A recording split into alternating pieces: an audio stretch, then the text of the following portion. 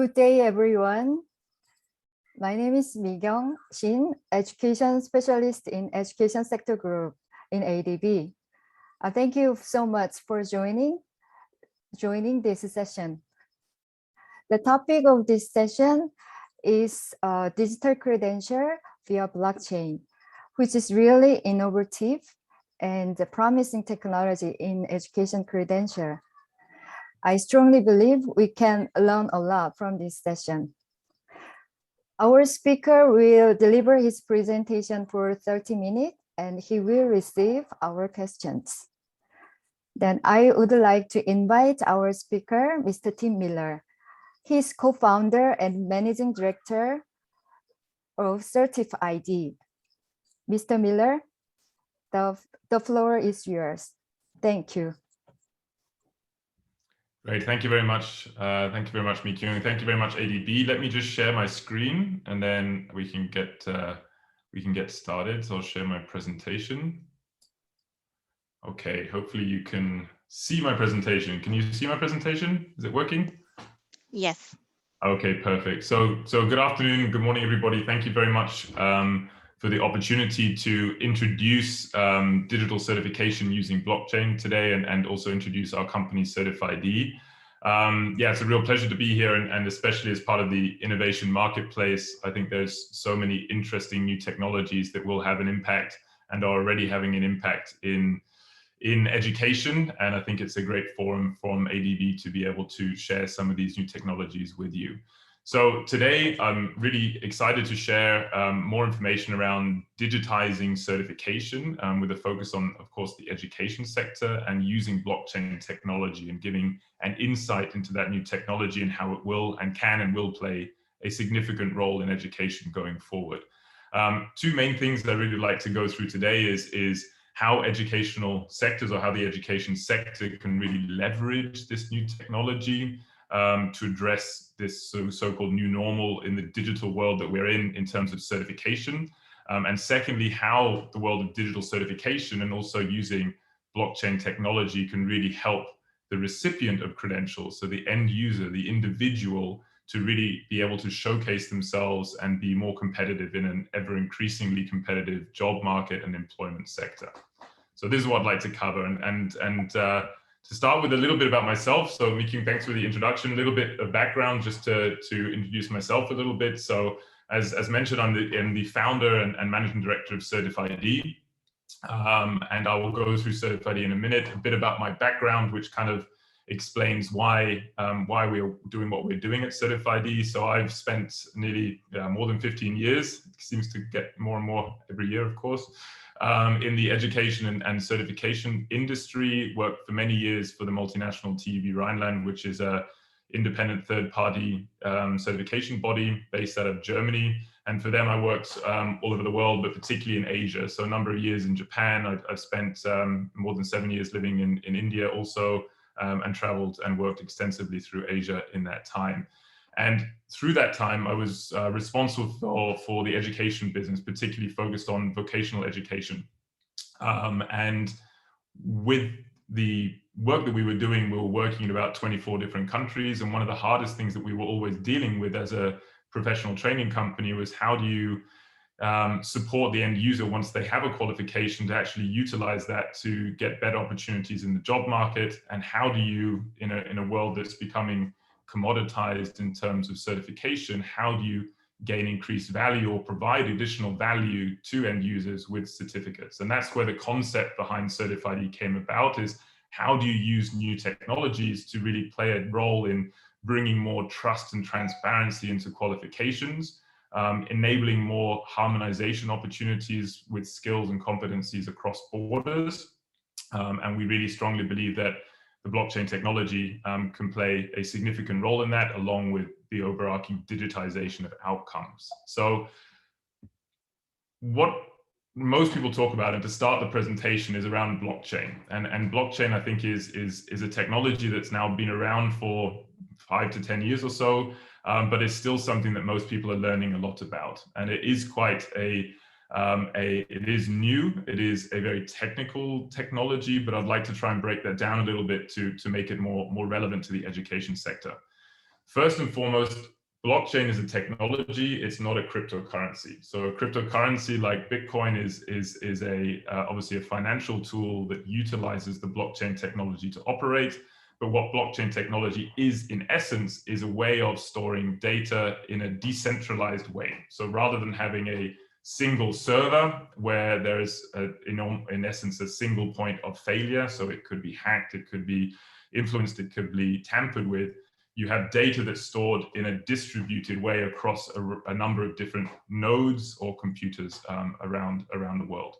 And what that really does, to kind of bring it to a point as to why blockchain technology is really interesting in the certification space, is the things that you can see on the screen here. So there's a significant improvement in efficiency. And what that means really is that with blockchain technology, there's no need for a middleman. Yeah? So there's no need for someone to do an independent verification. There's no need for someone to do checks. There's no need for the middleman, which is so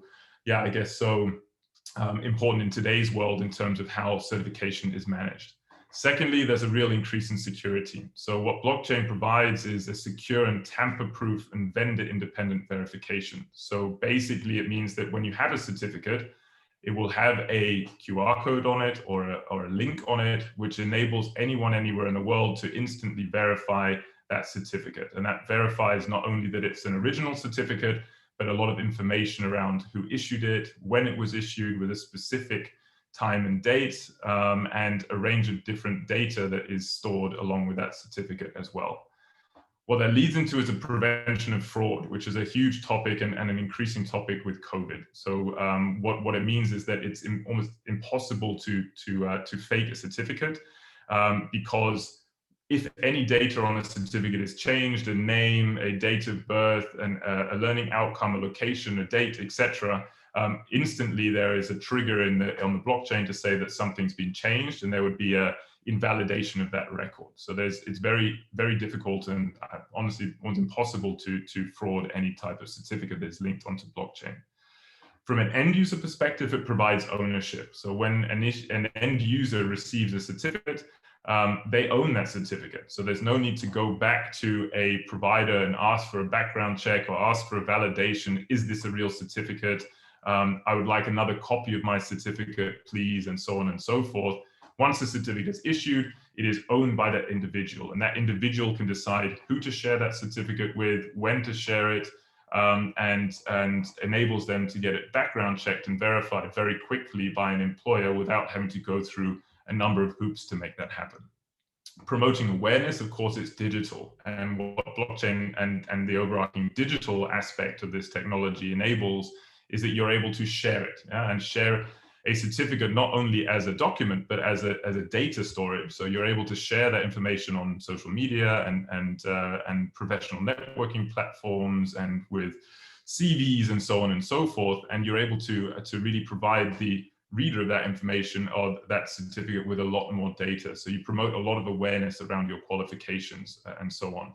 And the final bit which leads into that, again, back to the educational institute, is insights. So you get a lot of information about a certificate from where's it been downloaded, how many times has it been downloaded, how many times has it been shared, where has it been shared, is it being shared mostly on LinkedIn or Facebook or other locations, and you start to build this really interesting data portfolio that helps you make informed decisions about how to optimize your business.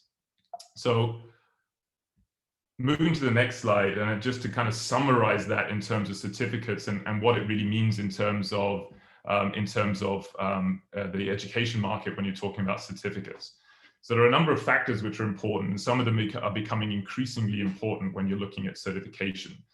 Is a document humanly readable? Can a human read it? Yes, of course. You have a piece of paper, you have a digital document, you're able to see it, and a person can get data from that certificate. Is it machine readable? So can it be verified by a machine, scanned by a machine, checked by a machine, so automated? Is it cryptographically owned? So is there a unique way of ownership of that certificate, which leads into the tamper evidence component of ensuring authenticity of certificates and that ownership, that self-sovereign ownership of certificates? Is it vendor independent? So is it independent of an institute? Is it independent of a third party? Is it independent in its nature? Is it decentralized when it's verified? Is it being checked against a database, or a database which is stored on a server in a single location? Or is it decentralized in the sense that there is, as I said, no single point of failure and distributed data for that certificate? Is it tamper evident? So can you see if someone's tried to manipulate that certificate and change data on that certificate? And independent timestamping. And what that really means is when a certificate is issued, it's not the institute that says we issued this certificate on this date at this time, but once that data is written onto blockchain, there is a timestamp. So it tells you instantly where that certificate was issued and what time to the second that that certificate was issued. Again, a very strong way of ensuring authenticity and transparency about those certificates.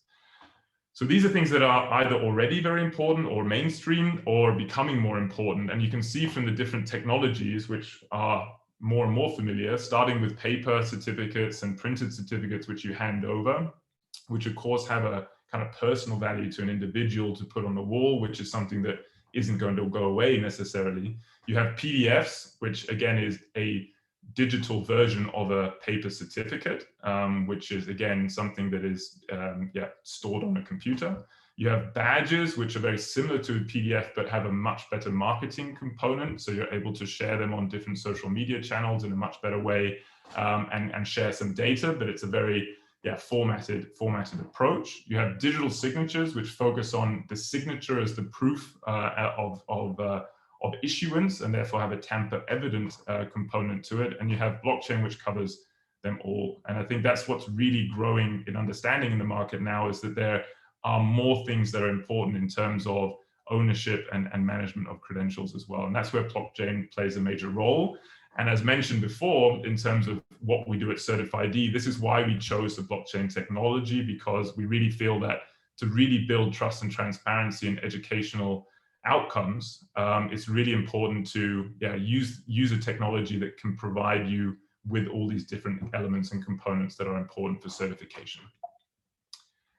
So what we do at Certif-ID, so we work very closely with education sectors, and we work with the educational sector to do a number of things. First and foremost is to digitize the certification process. So we have basically a software as a service solution that enables an educational institution to plug their information into a platform which enables them to create certificates and write that or anchor that data into blockchain. So you're digitizing that process and taking a certificate printing process, digitizing that process, having digital templates of certificates with signatures and so on, and then anchoring that data onto blockchain as well. What this does is provide transparency. So once a certificate is issued, it also has a lot of additional data. So what we do at Certif-ID is we've anchored our platform on the European framework, so the European Skills, Competencies and Occupational Framework, so ESCO, which is basically a map of skills and competencies against occupations. So what we do when certificates are created is an institute would highlight or tag the competencies and skills for those courses that are being delivered. And those skills and competencies then would always be linked with that certification as metadata, as additional data behind that certificate.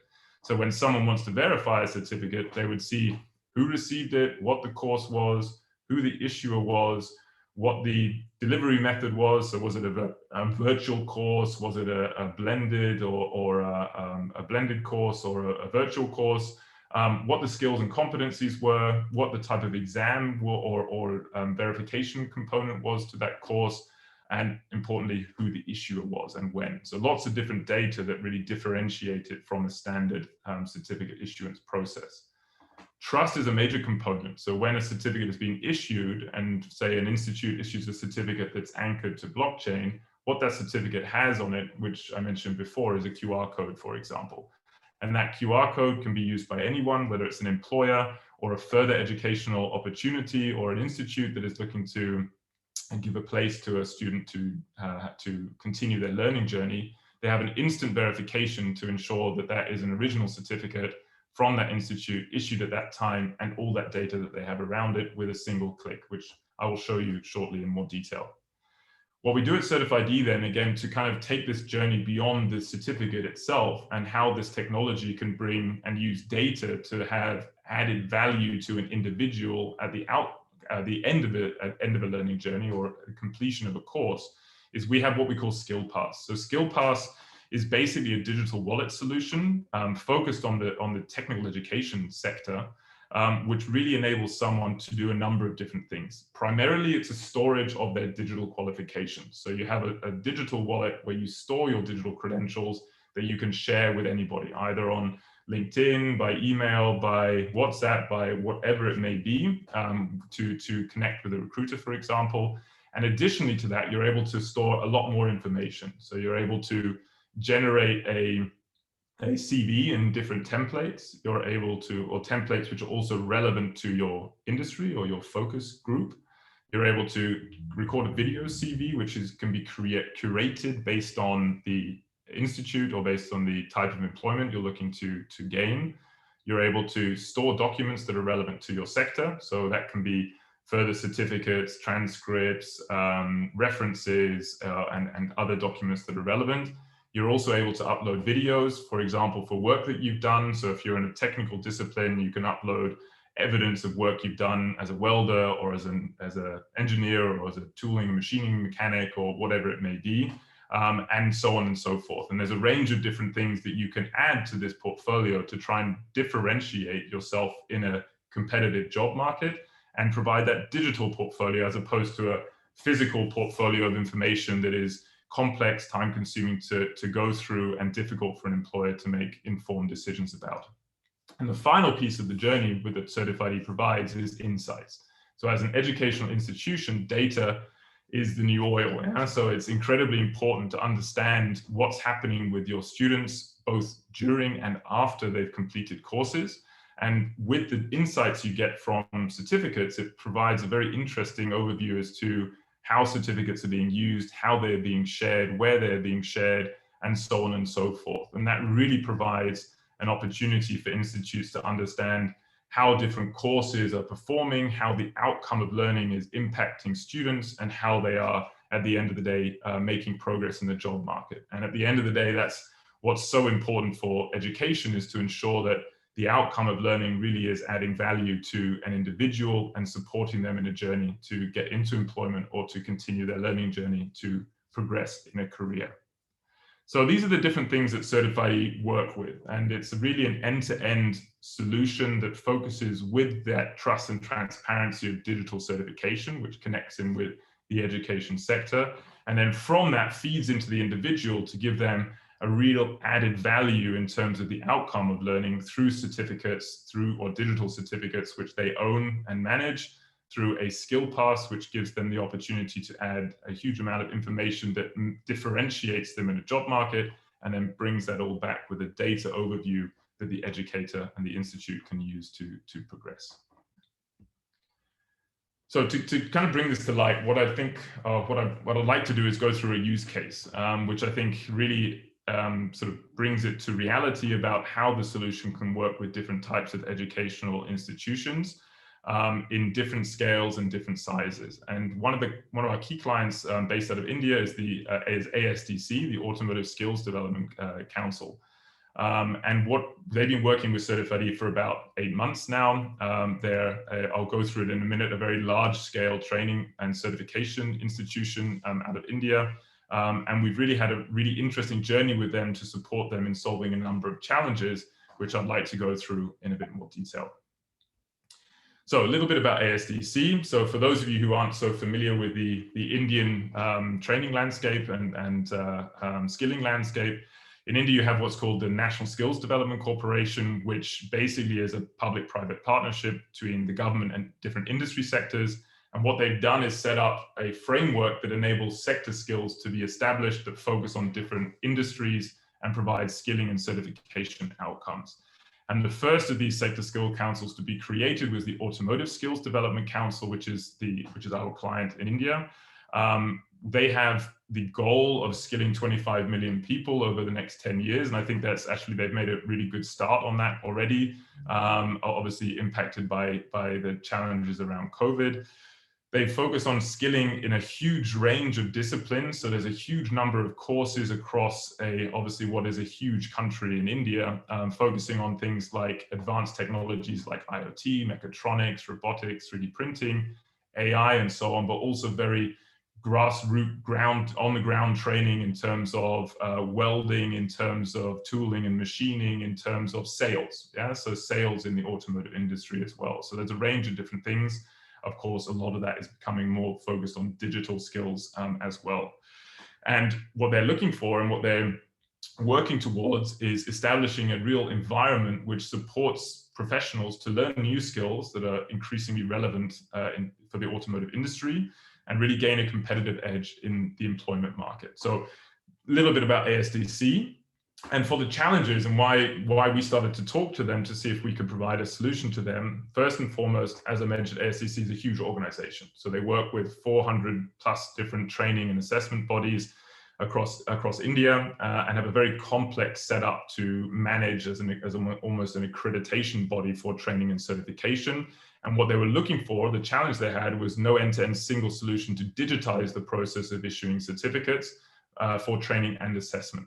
The second is fake certificates. So there is increasing challenges with fake certificates in the market, where the opportunity to have instant verification was something that they were really looking for to solve the challenge of this increasing number of fake certificates. And that's something that, again, unfortunately, because of COVID-19 has only increased the problems with that. First and foremost, particularly in India, but everywhere, education has somewhat been shut down for a long time in terms of lockdowns and so on. So it's actually difficult to get an education in many cases. Money and economic challenges also mean that it's difficult to pay for courses, and therefore you still need to get a job. You need a qualification, particularly in a regulated discipline, and therefore the number of fake certificates in the market is starting to increase again, already on top of an existing problem. The third challenge is providing opportunity for better employability. So how do you really support such large numbers of students who are going through a range of different training and certification programs to actually help them, monitor them, and give them guidance as to what's next in their career step, or how they can get that first job out of this learning opportunity.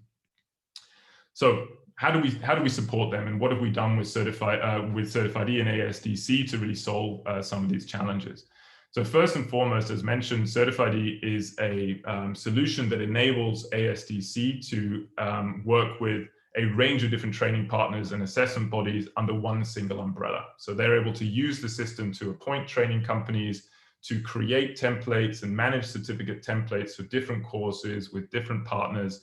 They're able to have a single source dashboard where they can see all of that information. So how many institutes are working with them and have been approved by them, how many courses are being run, how many batches for those courses are in different markets, how many students have been certified, or how many students have gone through the system, how many certificates have been issued across different branches, and a range of other information. So they're able to, from a single source, have a complete overview of the training landscape that they operate under ASDC.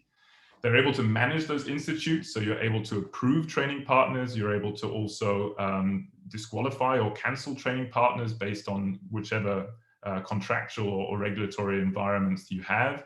You're able to set up assessment agencies as independent, neutral bodies to conduct and carry out assessments. You can manage that within the system as well, and have a single source at the end of the day to manage all certificates that are issued. So again, in ASDC's case, they are the issuer. So training happens with partners, assessment happens with partners, which are managed in the system. And then there's a request to issue certificates once the process has been followed, and ASDC is responsible for that and can manage that from a single platform centrally. And I think this is one of the key things from ASDC, managing that in a non-digital way across 400 plus training partners. And it doesn't matter whether it's 400 or 1 or 10, it's a challenge. And being able to manage and keep control of that certification process is something that is significantly increased using the Certif-ID platform. So the second piece of that is fake certificates. So how does ASDC manage fake certificates or manage the problem of fake certificates using Certif-ID? It comes back to the blockchain technology. So as opposed to before, where a physical certificate was provided and in some cases a PDF certificate was emailed to a student, you now have all that data stored and linked onto blockchain, and have this, what you can see here, this instant verification process to ensure that certificates are verified, can be trusted, and a lot more data about that certificate as well. So again, what you basically see on the certificate in the middle of the page, you have a QR code. When you scan that QR code, you go through a verification process, which you can see in the bottom right corner of this slide, which is basically showing that it's not revoked. So again, one of the benefits of blockchain is that you can revoke a certificate for any reason that you deem as an authority or as the issuer. You're able to verify it based on the different hashes, the sort of cryptography behind the data. You're able to verify that there's a match and no manipulation. You're able to control validity. I think this is also a really interesting thing in comparison to a PDF certificate. So if you have a certificate that has a 3-year validity, for example, or even less, you're able to set the parameters of the validity of that certificate within the system. And once it is expired or has not been renewed, it would automatically become invalid when someone scans it. So you don't have to worry about certificates being all over the market, which you're out of control, which don't have your control. They are all sort of managed within the system. You have the validity of the issuer signature, and then at the end of that process, you get this verified sign saying this is a verified certificate, it's gone through the steps of verification, and is authentic. And then what you then see on the certificate is the transparency component: who issued it, when it was issued, what the course title is, who the training partner is, what the skills and competency outcomes of that certificate were, and much more flexibility around that too. So the type of exam, information about the progression of that, information about, for example, a pathway, so credits linked to a certificate and what those credits mean in terms of the learning journey. You can really set up a range of different flexible options to add value and information to those certificates. And then finally is the accountability perspective. So accountability meaning that an issuer always has a public issuer key, which is linked to all the certificates that they issue. There's a public and private key component. And what you can then see as an outcome of that is you're able to then click on the issuer's public key link and see data around that issuer. So again, another level of control to ensure that an issuer is who they say they are, and see that timestamp of when that certificate was issued. So coming to the end user, so you've gone through the process, you've digitized, you've got all this nice data now, you can see who's training, who's doing exams, how many certificates, how many students, and so on. But what does that really mean to the end user, the student, at the end of the day?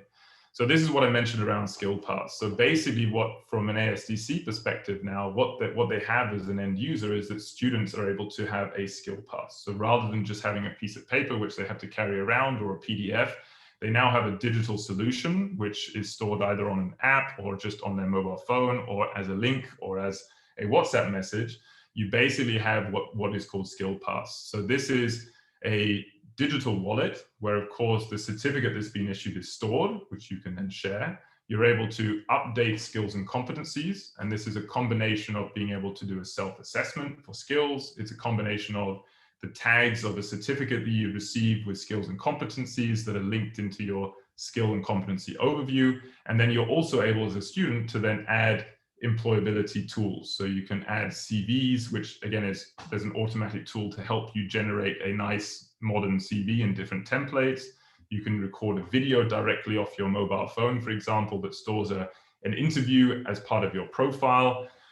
Upload documents that are relevant to your qualifications or your experience, and also get feedback from peers as well. So this then becomes your skill passport, your skill pass. And this is what you're able to then use to share for employability opportunities, share on LinkedIn, share on job applications, or directly within the system, also apply for jobs, as there's a job portal, again, focused particularly on technical skills, which really gives that opportunity to differentiate in that market. And ASDC now has this. And what that gives ASDC is not only the opportunity to help differentiate the students that go through their programs, but also helps them build an alumni community. So with the volume of people that are being trained, you now have this community of people with skill passes where you can continue to stay in touch. You can continue to send recommendations of further learning opportunities.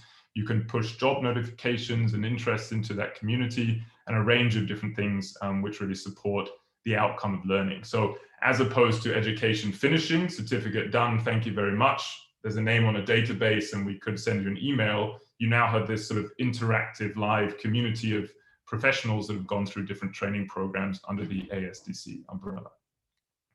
So the last piece of this linked into the sort of outcome is analytics in the end-to-end process. And this is kind of a snapshot of what you can start to see once you start issuing certificates using the platform. You get a real overview of data, and data that you can curate and manage based on what's most interesting to you. So you're able to see, again, how many credentials have been issued by different timeframes. You can see credentials issued by course or by subject matter. You can see shares on social media and how many times people have downloaded them and so on. So you start to really build this analytical overview, which helps you make decisions on what's most relevant to the market. So if you have one course that's having a huge amount of social media traffic, one, it gives you brand awareness and gives you visibility in the market, which is also important in ASDC's case.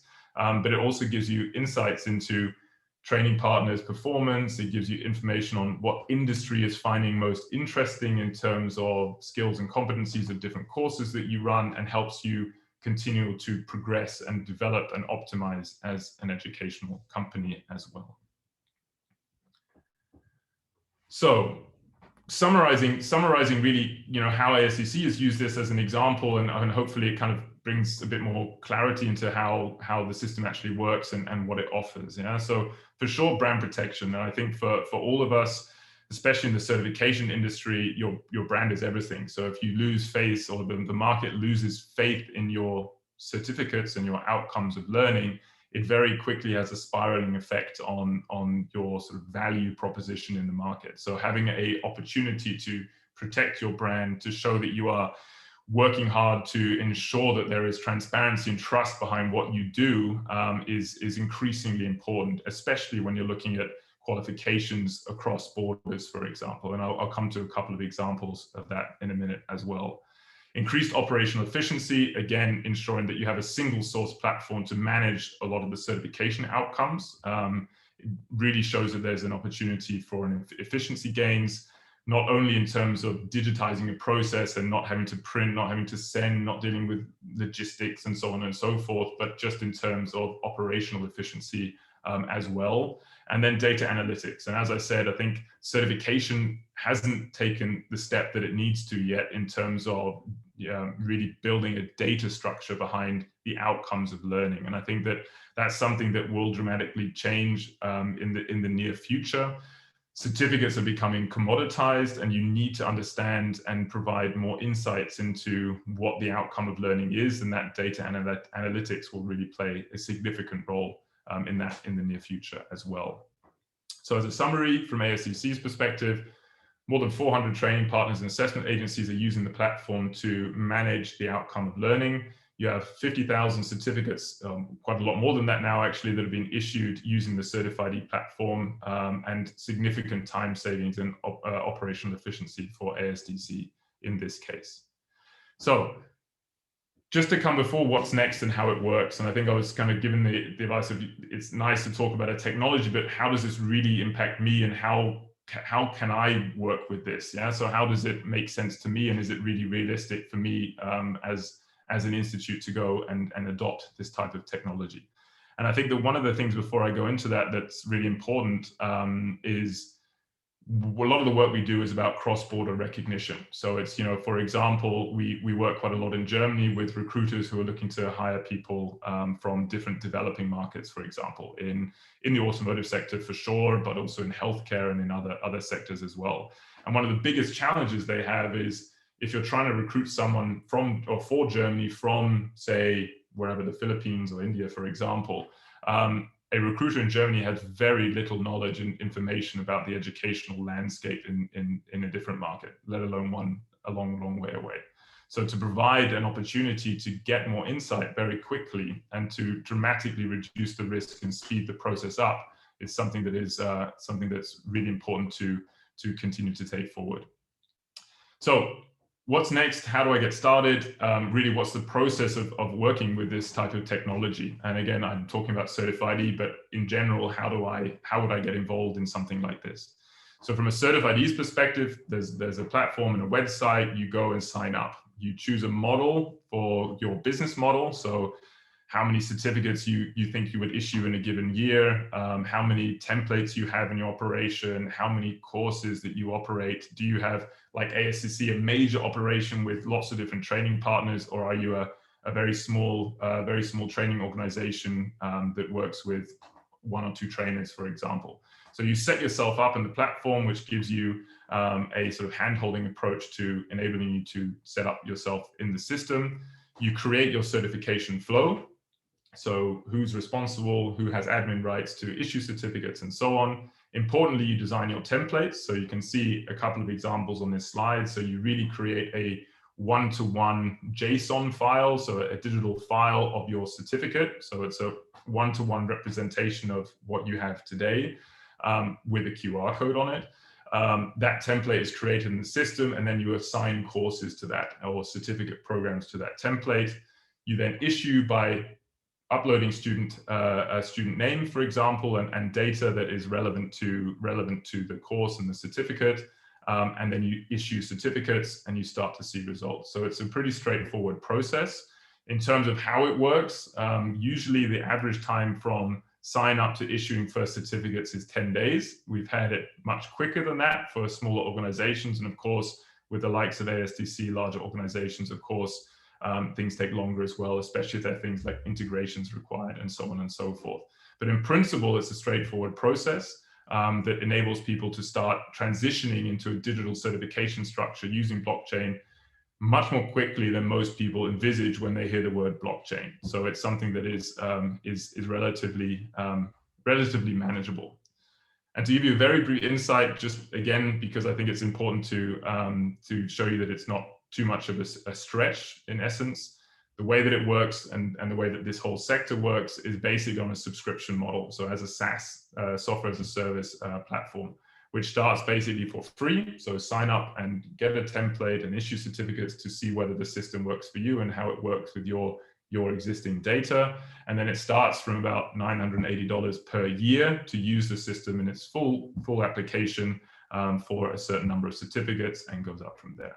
So just to give you an insight, lots of different features in terms of integrations with existing systems or learning management systems, for example, different types of analytics and dashboards that you can get, different branding options and white labeling options, and of course, a range of different things that are available. But in principle, to start using this type of technology is as you can see here. So I have to admit, I haven't kept track of the time, but I think that's about right in terms of timing. And really happy to take some questions about the sector, about blockchain technology, and I will have a look at some of the comments and look forward to answering some questions. Thank you.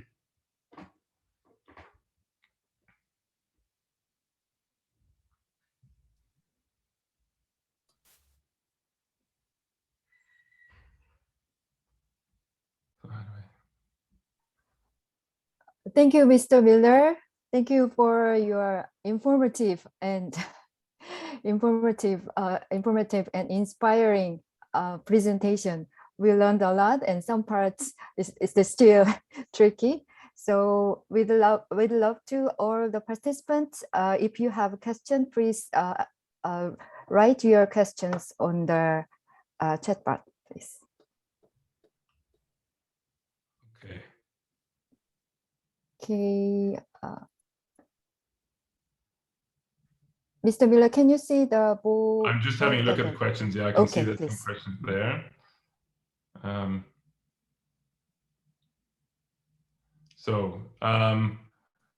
Okay, one question. So will blockchain technology work in the process of training, assessment, and certification, in the whole process of training, assessment, and certification?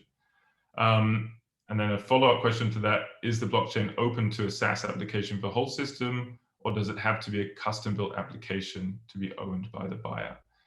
Okay, so let me see if I get the question right. But basically, there's a lot of flexibility. So I think that from a blockchain certification perspective, at the end of the day, it is focused on the documents or the certification outcome. So it links into, of course, a linkage between training and assessment, but leads into certification, which is the outcome of learning, which is the document that is anchored to blockchain, which is what needs to be verified at the end of the day. And is it in terms of a SaaS application for the whole system or custom built?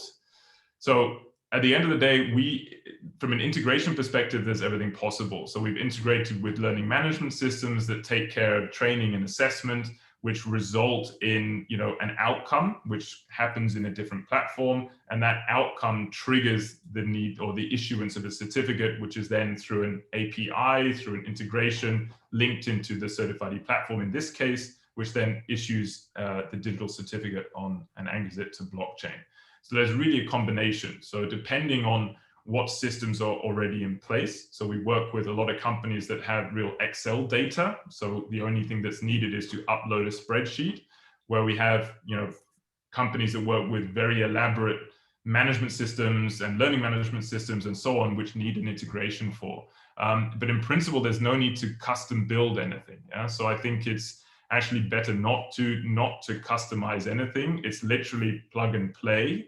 And just depends a little bit on the existing systems or the legacy systems that are being used by the training company as to how exactly that would work. I hope that answers that question to a certain extent. Okay, next question. Sorry, just reading through them a little bit.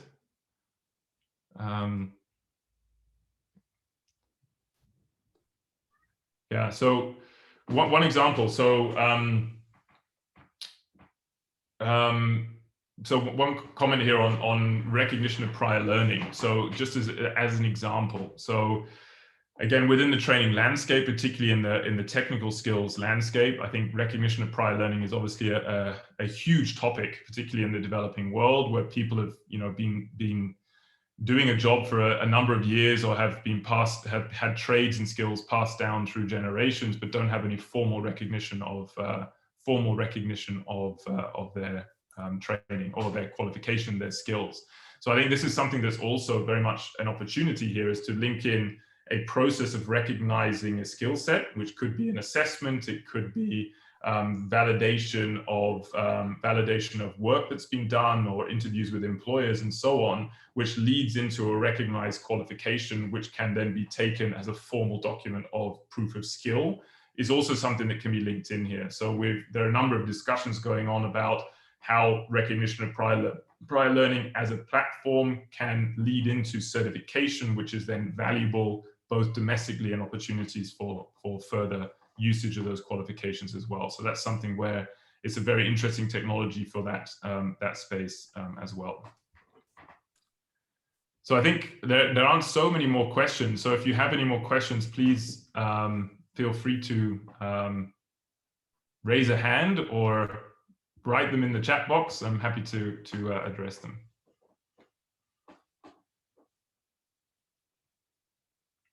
Maybe while just how do I verify a document in blockchain?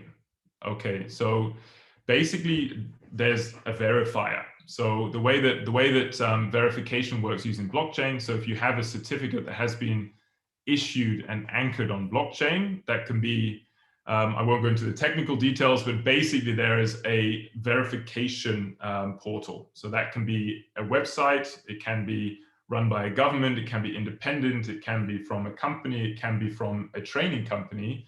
You have a verifier. And once you click on a certificate, you either can scan it with your mobile, or you can't see it, sorry, my mobile phone. You can scan a QR code and it would take you to a URL or a website which would automatically verify that certificate. Or you can actually share directly a URL to a public verifier. So it's all done through basically a website, which enables you to check the data that is written on blockchain and give you a verification outcome that is verified or not. So it's just a digital process. You need an internet connection and a web browser, and you're able to verify certificates. Oh. Mr. Miller, can I ask you a question? Please. Yes. When student, university student continue their study in abroad, And then qualification recognition about the university degree is an important issue. So how can university use this kind of technology? And then if university want to use this technology, and can university level decide or the government level decide to let university use this technology? Or can individual student, can individual graduate can use this technology or register your platform and use manage their document through your platform? I'm Yeah. sorry, it's basic, so really basic question. And Not at all, not at all. So a very good question. Yeah. So I think one of the things that still needs to develop within the industry in terms of blockchain is mutual recognition. And I think that one of the things from a university perspective, of course, you have an accreditation structure that's often managed by the government. So you're an accredited or deemed university under the umbrella of the Ministry of Education, for example, in a different country. And often the certification programs are controlled and managed by the government. So the government would at the end of the day have a registry of all university certificates and diplomas and so on and so forth. So what's happening in different markets, and again, we work in 8 or 9 different countries at the moment, is you have different initiatives to bring that to life. So for example, in Singapore, the Singapore government has rolled out Open Certs, which is a blockchain verification tool, which enables different providers like Certif-ID as an example, and there are others, to basically enable a university to issue certificates on blockchain using this baseline architecture, if you like, this blockchain architecture. And what that means is that all those certificates can be verified through a single portal, which is the Singapore government's Open Cert portal. So that's a great example of how it's moving. And there are other really good examples in a number of different countries where the government is working with the private sector to bring new technology to enable universities to issue digital credentials using blockchain, but under a controlled umbrella. So the EU is doing something very similar.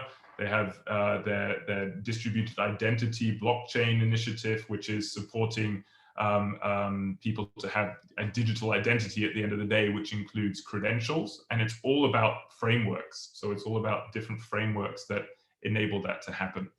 I think from our perspective, purely from a private perspective, so we work with a lot of different universities, some who have degree programs that are issued using Certif-ID, but others that really work with more industry-related programs that are accredited by industry as opposed to government. So you may have a formal degree, but as part of that degree, you may have an apprenticeship program with a company, say like Siemens, for example. You may have on-the-job training. You may have different modules that are driven privately, if you like, or independently of that structure. So you're able to issue certificates across that journey, resulting in a diploma or a graduate certificate. So it's quite flexible, but for sure there are, I guess, complexities at government level because everyone is still trying to figure out exactly what is the solution that they want for their country at the end of the day. Yes, thank you so much for your answer. The mutual recognition of qualification of higher education is very important issue. So I hope this technology can let our students continue their study without reluctance of accepting their certificate qualification. Thank you. Correct. Great. Yeah, very interesting. So maybe just have a look at some different question. Interesting, is the blockchain technology accessible for the blind? So a very interesting question. So at the end of the day, I to be honest, I think I'm not exactly the best sure how to answer that question. So at the end of the day, it's digital. We haven't had any specific inquiries like that directly. So, but I'm very confident that it's something that could be utilized as well. But I can't give a great answer to that right now, to be honest. But very interesting question. Questions around cost. So I think there's a huge variation. I think there are a number of different players in the market, but in principle, what you're looking at is that a certificate, an individual certificate, issue that against blockchain starts at around $1. Yeah, something like that. And obviously, as businesses scale and as volume scales, that comes down quite significantly from that. So giving some transparency on that perspective. Obviously, there are different players in the market who have different models, but that's really how we work from a costing perspective. Yeah, then looking, I don't know, I'm not sure how much more time we got, but looking at some other questions.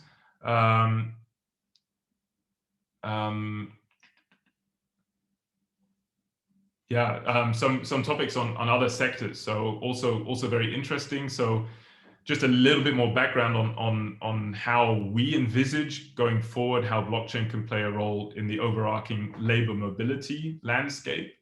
So what we're talking about today, and the first kind of step in that journey, is the certification. So bringing trust and transparency to learning outcomes.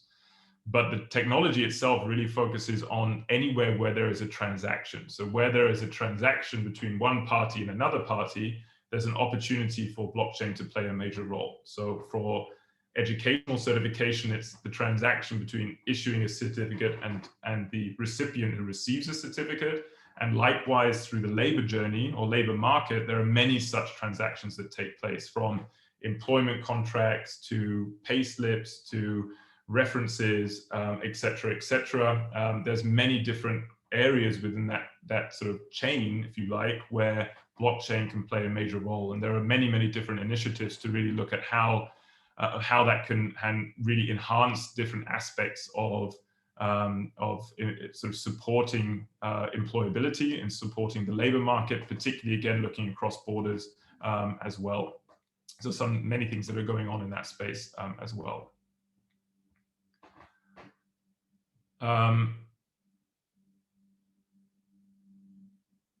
Okay, so is the whole system still managed by your company, or is it a turnkey system? Is another question. So basically, we work in different ways. So we have some very large projects with government, for example, where we really have a turnkey solution that enables them to utilize the platform on their own. So really have their own instance, if you like, of the platform, if it's large enough scale to validate the need for having a turnkey solution. I think our preferred role and what we really focus on is really enabling a software as a service solution. So our real energies are going into integration. So really enabling, integrations with the likes of say Salesforce, for example, or Moodle or Blackboard or different learning management systems, etc., and really enabling a very smooth end-to-end journey, which means that the maintenance and management of a system like this is managed by us as a company, as opposed to handing that over to a third party to run and operate. It's a different cost perspective and a challenge. So it's possible, but we generally look to try and run it as a software as a service platform. I hope that answers that question. Okay. Great. So any more questions? Happy to take them. I don't know, Mi-Kyung, I don't know how long we have, or if you have any more questions. Actually, today's session is enough. We have enough time, but we can wrap up after we receive as much as questions we can. So yes, we have another question. Can you read the Nori Equaner's questions? Sure. Yeah. Which certification is best for blockchain in education? So at the end of the day, I think what's really valuable is when a certificate is needed by employers. So one of the areas that we really work a lot on is in regulated disciplines. So where there is a certificate that is really required to work, that's where we see currently the biggest benefit. And that can be a degree or a diploma, which validates a level of education which is needed for certain jobs. Importantly, it is things like welding qualifications, working at heights, construction industry, healthcare, etc., where you really need a qualification to be able to do a job or to have the right to do a job. I think those are areas where we've seen a huge interest, because it's something that can be instantly validated and so on. And I'll give you an example of that. So we did some work in Mexico, for example, in the automotive or the construction industry for an automotive company. And one of the things when you go onto a large construction site and you want to work at heights, or you want to work with hot works and welding, or you want to work in health and safety, you have to showcase a qualification to get onto the construction site. And this is something where it's very easy to to fake documents. It's very easy or difficult to check the authenticity of documents.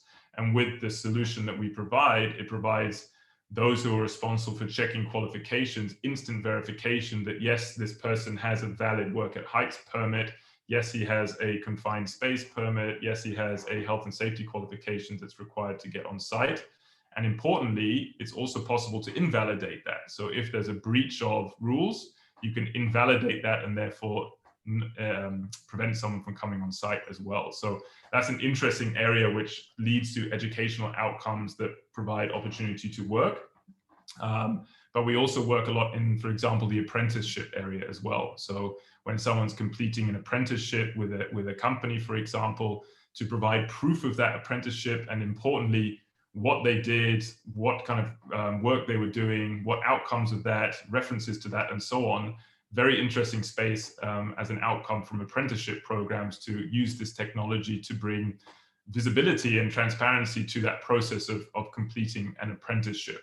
And too often you get a link in a profile that says, I completed an apprenticeship with this company, but very little detail beyond that. So if someone wants to actually understand, what someone gained from an apprenticeship, it's very difficult to do that. So it's another interesting space as well.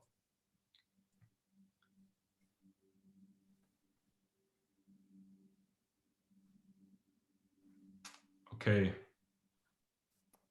great. We have a question, Cesar Dargutan. Is this question, this function?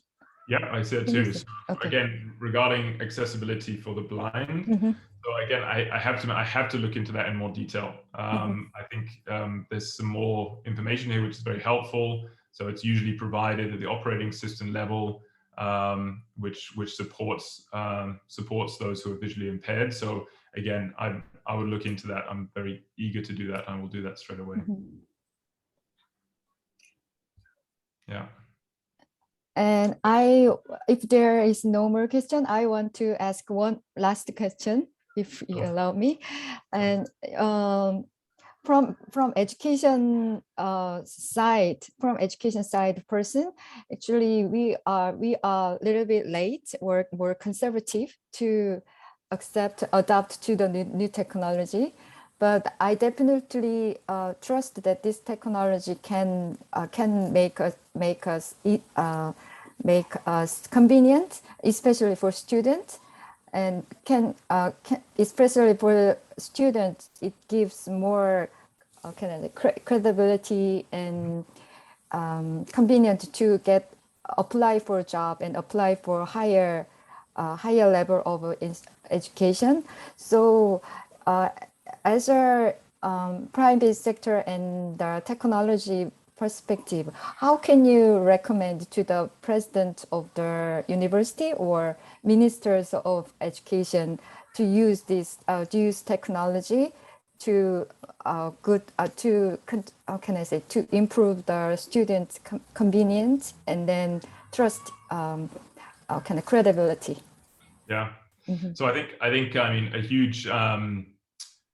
a huge bit of the work that we do is education. Yeah. So ourselves. So for sure, it's a new technology and people are learning about a new technology. And whenever a new technology, particularly one that continues to be linked to the likes of Bitcoin and so on and so on, it's really important to provide education into the benefits of blockchain certification and how that can really provide, significant opportunity going forward. And when we talk to an educational institution, so we talk to a chairman of a university or dean of a university, for example, there are several aspects that we really focus on. So of course, one is the concept of fake certificates, brand awareness, ensuring that you maintain credibility in the market, ensure that you differentiate yourself from an ever increasingly crowded educational market, I think is a first and foremost. So how the technology can play a role in sort of managing fake certificates. I think, as mentioned in the presentation, the data side of it is something that's also really interesting that a lot of people don't often think a lot about. So the educational journey starts in recruiting a student, delivering a training, certifying or providing a certificate of completion for that training, and then you restart the process by getting the next group of students in. And I think that as learning is changing, so particularly, for example, a 4-year degree program, for example, things are changing very, very quickly in the sense where short-term skills training in specific topics are becoming more and more relevant. So rather than a 4-year degree, you can do a 1-month programming course and you're probably more likely to get a job because there is a huge demand in that specific area. So I think universities are also understanding that to break down education into modules or micro credentials, if you like, that result in a qualification that is recognized by government is also a really interesting way to use the technology to showcase progressive skills development for individuals. So I think that's something that we talk quite a lot about as well. But without doubt, it is a new technology. So wherever we go, it really is an educational journey. You get those, as with any new technology, progressive thinkers who are very interested in adopting new technologies and digitizing. But with any digitization process, it's a change management process. So there are a number of different stakeholders across an institute that need to be convinced. So that's a big part of what we do in terms of helping them understand the benefit and not just looking at it, oh, another system and it's going to be complex and makes my life harder for the next 6 months. It's a lot of work around that as well. Thank you so much for your first recommendation. Yes. Do we have another questions? Yes. If we don't have any more, then I think we can wrap up this session. And then it was really informative, and then we can get a lot of information about new technology and how we can use this technology for education, especially for students. So I really appreciate your presentation and your answers. And do you want to say that for the last comment? No, I mean, again, thank you for the opportunity to present. As I said, I'm very happy to speak with anybody who is interested to learn more offline. So I'm happy to do that. Again, to summarize the technology, I think it's still in the relatively early phases, but I think it's very quickly gaining recognition in the market as a really very interesting and valuable tool to progress education. And I think in line with innovation in education, which is what this whole ADB conference is about in terms of digitization in the education space, I think all of that connects together. And it's not just how to deliver digital learning, but how to validate and digitize outcomes of learning, I think is also really a very critical component, which is gaining momentum as well. So as I said, happy to share more. Thank you for the invitation, and thank you for joining and asking questions as well. Thank you so much, Mr. Miller, again. And thank you for everyone for participating, active participation. Okay, please attend tomorrow's session continuously. Thank you so much. Bye-bye, everyone. Thank you. Bye.